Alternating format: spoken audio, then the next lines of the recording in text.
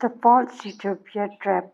How many create selfishness and moral blindness? The utopia inside every mind. Everyone has it because an internal world where only happiness exists, only comfort, only love, only beauty, only safety.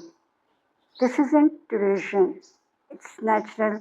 It's the world we imagine when things are hard, the world we accept to when reality hurts. But here's the problem reality never matches this utopia. Economics crashes, people die, aging happens, sickness comes, loss arrives. We cannot escape these things, so most people escape them. Life becomes a mixture of joy and pain, beauty and hardship, comfort and struggle. But some people refuse to accept this mixture. They have money, and money gives them a choice create an actual false utopia and live inside it. Building the trap. This is how it works. You have money, you use it to create a bubble, a gated community, a perfect appearance through cosmetics and surgery, filter social media, exclusive circles, only beauty, only comfort, only people like you. For a while it works. You are living your internal utopia, you have made it real. But maintaining this utopia requires constant work, constant money, constant effort to keep the bubble intact. So you invest more, cosmetic procedures, surgeries, vitamins, personal trainers, exclusive memberships, wherever keeps you young.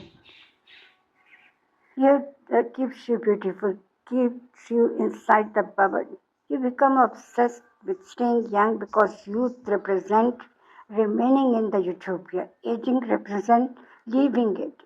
Dying represent the utopia ending forever. So you fight it desperately with money and medicine and denial. The chains attached to the trap.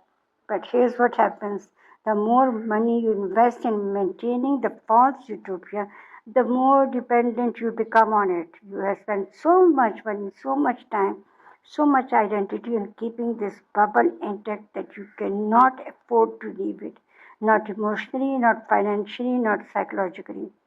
The utopia becomes a chain, a heavy stone tied around your ankle, and it pulls you deeper into selfishness because the utopia requires isolation. It requires not seeing the world outside the bubble. It requires not seeing the suffering that burns your comfort. Workers are exploited to maintain your luxury. Environments are destroyed, poor people are ignored, suffering is invisible. But you cannot acknowledge this because if you do, the utopia cracks, the illusion falls apart, so you don't see it. You train yourself not to see it.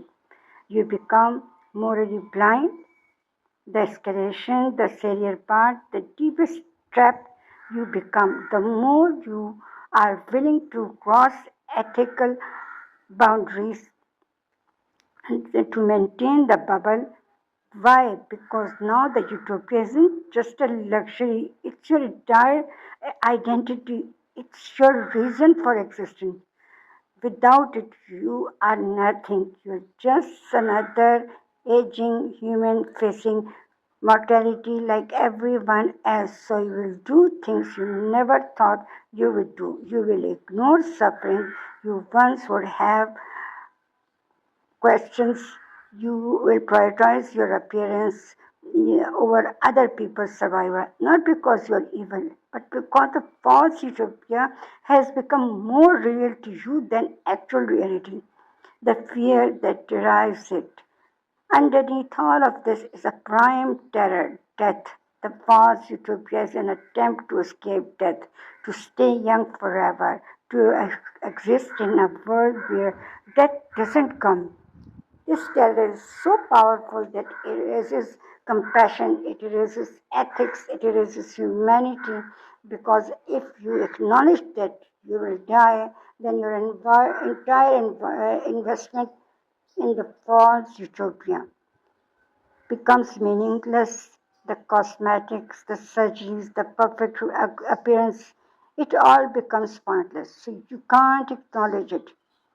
You double down instead, you spend more money, you get more procedures. You isolate yourself more and you become colder, more selfish, more blind to the world outside your bubble. The real tragedy is that people trapped in false utopians are not living, they are escaping. They've confused immortality with happiness, they've confused beauty with worth, they've confused comfort with meaning, and in the process, they become imprisoned by the very thing they created to set them free. Real happiness requires accepting reality that we age, that we die, that beauty fades, that comfort is temporary, that we are all vulnerable and mortal together. The people who have learned this live with more peace, more compassion, more actual connection. The people trapped in false utopia live with constant anxiety, constant maintenance, constant fear that the bubble will crack, the price of the bubble. Every false utopia has a cost. Someone pays it, workers earn pennies while billionaires spend thousands on procedure. Environments are destroyed to mine minerals for cosmetics. Poor people are ignored to protect the comfortable bubble. The false utopia isn't just a personal escape, it's a system of exploitation. It requires the existence of people outside the bubble to maintain people inside it. This is what moral blindness looks like. Not seeing that your comfort depends on other suffering.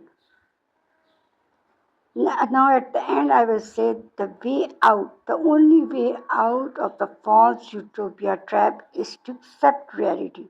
Accept that you will age, accept that you will die, accept that beauty fades and comfort is temporary, accept that you are not special or exempt from the human condition. This sounding depressing, but it's actually liberating because once you stop fighting death, you can start living. Once you stop chasing eternal youth, you can actually enjoy the years you have.